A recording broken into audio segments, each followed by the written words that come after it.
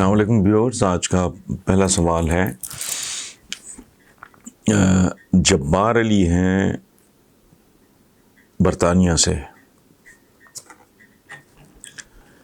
وہ کہتے ہیں جی کہ ٹی وی پروگرامز میں ہمارے سینئر صحافی اکثر امریکی صدر جو بائیڈن کے وزیر اعظم عمران خان کو فون نہ کرنے پہ بحث کر رہے ہوتے ہیں.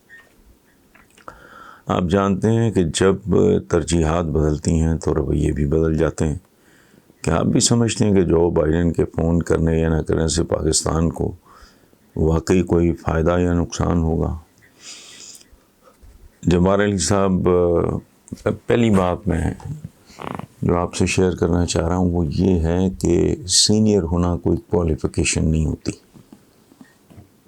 اگر جوانی میں یا ادھیڑ عمری میں موت نہ آ جائے، بچپن میں نہ بندہ مر جائے تو وہ پڑا سینئر ہی ہو جاتا ہے. اچھا، عام بندوں کو بھی ویسٹ میں کہتے ہیں سینئر سٹیزن. تو سینئر ہونا کوئی کوالیفیکیشن نہیں ہے.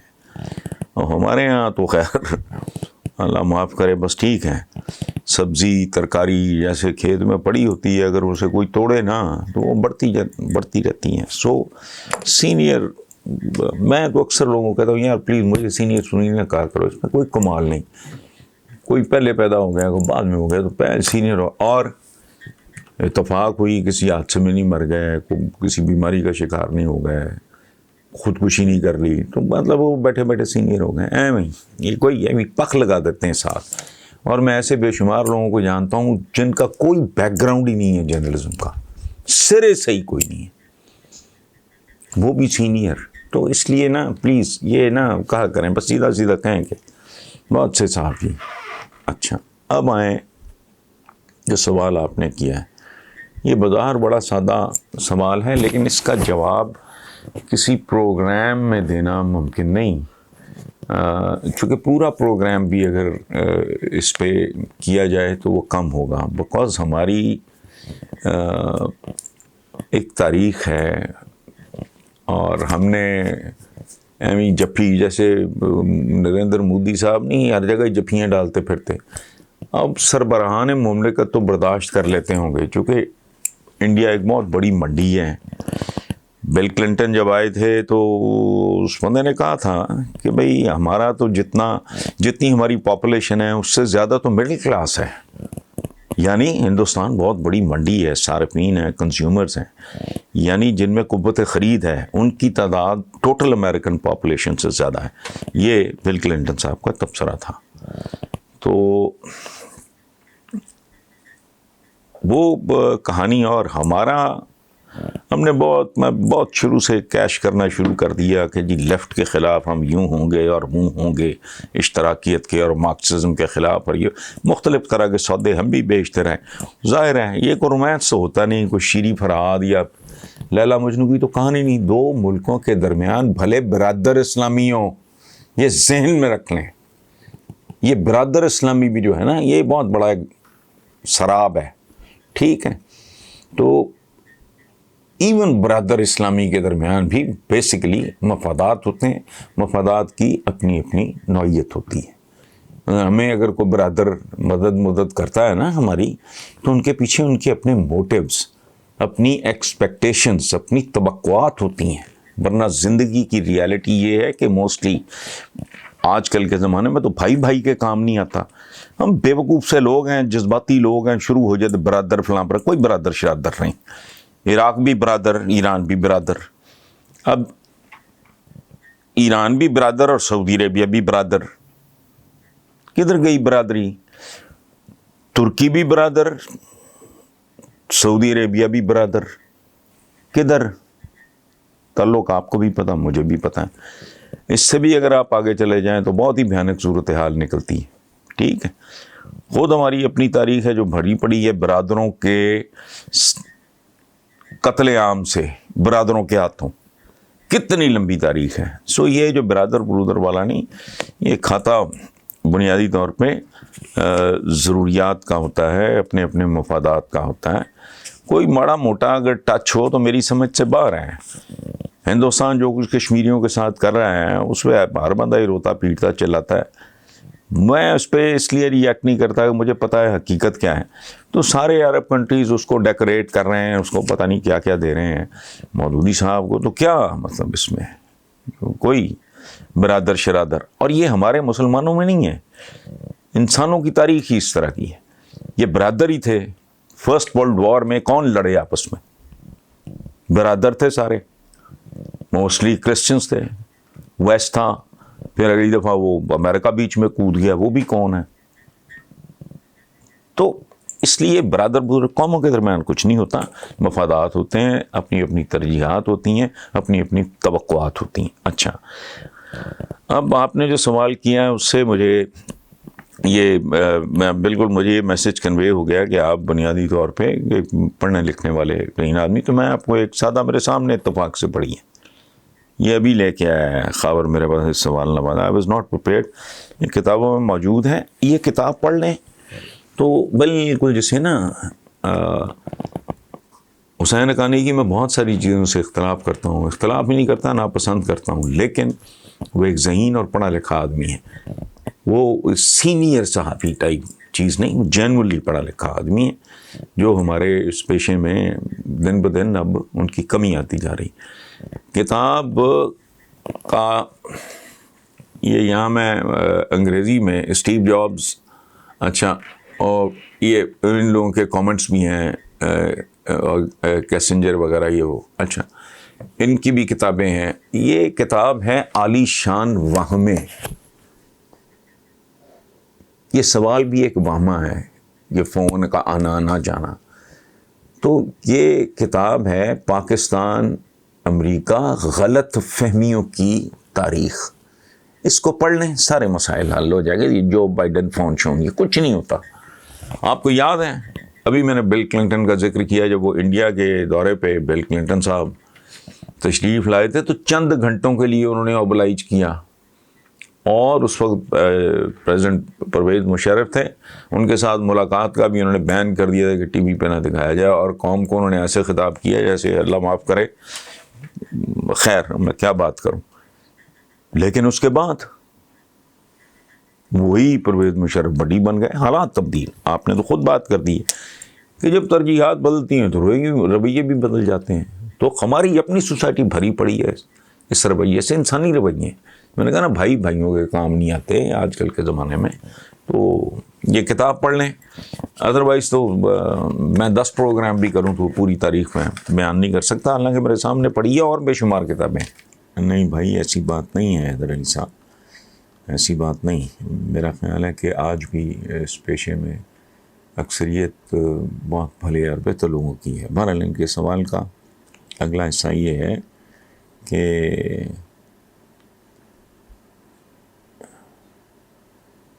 پاکستانی صحافت کے بڑے بڑے نام اتنا بدل کیوں گئے ہیں, بڑے عہدوں پہ پہنچتے ہی سب کچھ بدل کیوں جاتا ہے. حیدر علی صاحب ایک بات میں آپ کو نا بڑی بنیادی اکیڈیمک سی بات ہے, وہ میں آپ کے ساتھ شیئر کرتا ہوں. جو اہل قلم ہوگا, بڑا صحافی ہوگا, وہ کبھی کوئی سرکاری عہدہ یا منصب قبول نہیں کرے گا, چونکہ ہم جیسے ملکوں میں سرکار کے ساتھ بریکٹ ہونا بندے کی اس سے عزت میں اضافہ نہیں ہوتا, کمی آتی ہے. اور دوسری بات یہ ہے, میں بڑا حیران ہوتا ہوں کہ ایک انڈیپینڈنٹ آدمی ہوتا ہے, ایک بندہ اگر کوئی اہل قلم ہے صحیح معنوں میں, تو اس کو نہیں کرنا چاہیے. آپ اندازہ لگائیں. تو مجھے اس وقت بھی بڑا دکھ ہوا تھا. میرے دوست ہیں, بھائیوں جیسے, اور خوبصورت ترین لکھنے والوں میں سے عطا اللہ قاسمی, جب وہ پی ٹی وی پتہ نہیں چیئرمین کے طور پہ گئے تو مجھے تو یاد بھی نہیں, اس وقت بھی میں نے دوستوں کے ساتھ دکھ کا اظہار کیا. میں نے کہا مجھے اور کوئی نہیں, کر لیں کام, آپ پڑھاتے رہے ہیں, سفیر بھی رہے ہیں, یہ آرٹس کاؤنسل کے بھی, وہ تو بات سمجھ میں آتی ہے, سفارت سمجھ میں آتی ہے, آرٹس کاؤنسل کی سربراہی سمجھ میں آتی ہے, چونکہ ہی از اے کریٹو مین, انٹلیکچوئل آدمی. لیکن پی ٹی وی میں تو یہ جو بی ہے, پتہ نہیں کیا نام ہے, مریم اورنگزیب, وہ عطا کی باس ہو, خدا کا خوف کرو یار. یہ میں دوستوں سے شیئر کرتا تھا ان دنوں. میرے عطا میں عرض کر رہا ہوں میرے بھائیوں کی طرح مجھے بہت عزیز بہت پیارا. وہ ان دنوں ہماری نا کو بول چال بالکل بچے گانا برادرانہ وجوہات کی بنا پہ، ادروائز ہمارے درمیان ہمیشہ سے محبت اور احترام کا رشتہ رہا ہے. اور میں تو آپ آج بھی، اور یہ میوچل ہے دونوں طرف، ہے بہت محبت کا رشتہ ہے. ان دونوں اتفاق سے، ورنہ اگر ہماری بول چال ماننا ہوتی تو میں تو پروٹیسٹ کرتا بہت شدید. کوئی عطاء اللہ قاسمی کدھر، یہ بیچاری مریم مورنگ زیب، یہ ظاہر ہے یہ باس تھی. پھر جو انفارمیشن کا جو ڈپٹی سیکرٹری، وہ کیا وہ کہا تھا، deputy secretary, joint secretary, even secretary Ata ullah Qasmi تو دوسرا پورے ملک میں کوئی نہیں. تو آئی ڈونٹ نو آپ کا اشارہ کس طرف ہے.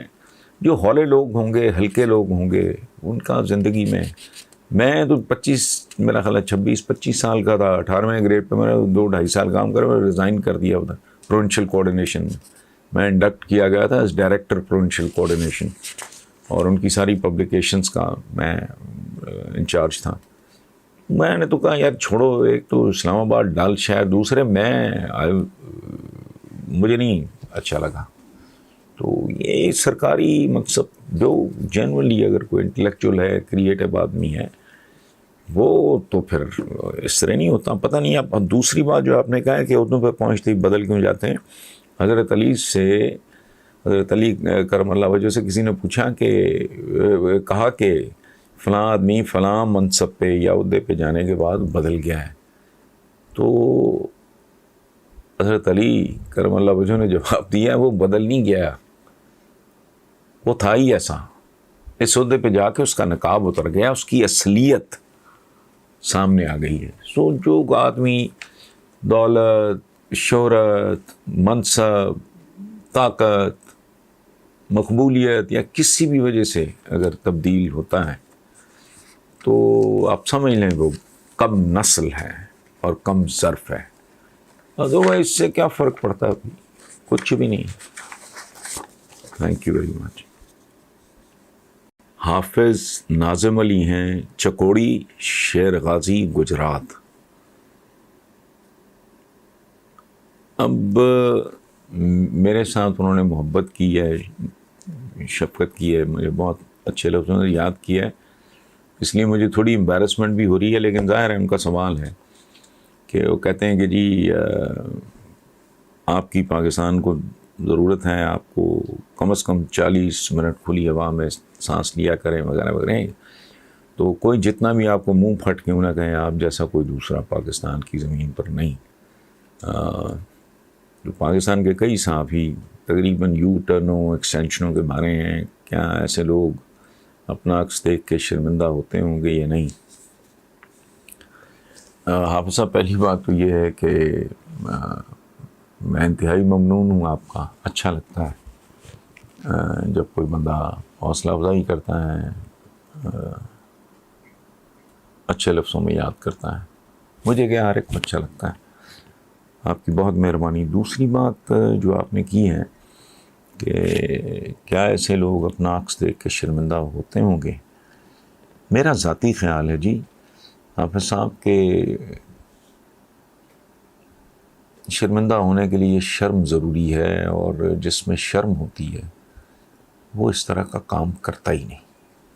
سو انسانوں کی قسمیں ہوتی ہیں اور بندے کو ہر طرح کے لوگوں کے ساتھ ہی ان کے درمیان ہی جینا پڑتا ہے.